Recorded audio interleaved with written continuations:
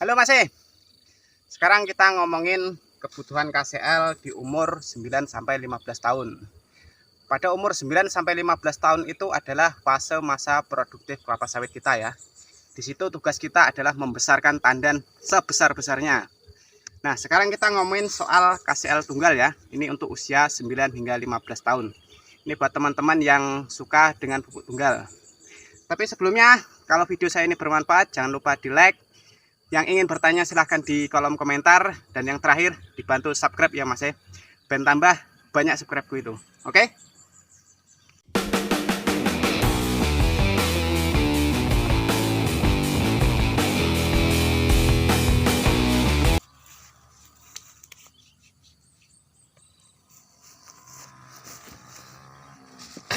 Oke Mas. Di kalangan petani itu masih bingung ya cara menentukan pupuk KCL ini, karena rata-rata itu mereka hanya memakai 1 kilo. Di usia 9 hingga 15 tahun itu dibutuhkan unsur hara K2O ini itu sebanyak 3000 gram agar potensi 40-50 ton itu bisa didapatkan. Lalu bagaimana Mas caranya supaya kita bisa dapat 40 hingga 50 ton? Dengan pemakaian KCL tunggal ini, teman-teman tuh harus memakai dengan takaran 5 kilo. 5 kilo ya. Dengan rumusnya gini Mas. 5 kilo itu konversi dulu ke gram. Itu 5 kilo dikonversi berarti jadinya 5000 gram. 5000 gram itu dikalikan 60% unsur hara K2O yang ada di mahkota fertilizer ini ya.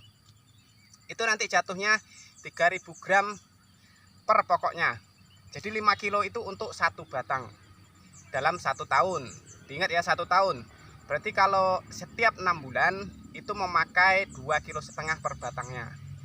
Yang perlu diingat itu kebutuhan 3000 gram per tahunnya. Karena dari 1 tahun itu kan satu pohon kelapa sawit itu ada 17 tandan ya. Itu untuk varietas jenis yang ambi atau mungkin SJ6, kemudian 239 ada 17 tandan.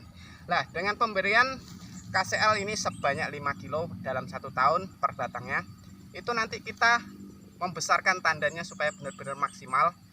Nah, dari situlah potensi TBS 40-50 ton itu bisa didapat. Jadi kalau teman-teman itu makainya cuma 1 kilo, kemudian bulan berikutnya, 6 bulan berikutnya 1 kilo, itu hanya ditemukan unsur hara K2O itu sebanyak 1200 gram. Yang harusnya 3000 gram. Nah, itu yang jadi masalah kenapa di umur 9 hingga 15 tahun itu potensi TBS kita nggak sampai ke situ. Ujung-ujungnya nyalain balik benihnya. Nggak mungkin lah namanya 1 hektar nggak bisa dapat 40-50 ton. Ternyata setelah riwayat pemupukannya ditelusuri, hanya memakai 2 kilo KCL tunggal. Ya, bagaimana Mas? Jadi sekarang paham ya cara pemakaian mahkota fertilizer KCL ini. Dengan pemakaian 5 kilo dalam 1 tahun, maka didapatkan 3000 gram unsur hara K2O. Itu udah cukup ya untuk membesarkan tandan kita sampai, ya kalau tempatnya memang benar-benar subur, bisa sampai 40 kilo, 50 kilo per tandannya itu. Nah itu nanti pasti top market top ya. Oke, paham ya Mas? Jangan lupa jika video saya bermanfaat, di like, comment, and juga subscribe. Thank you.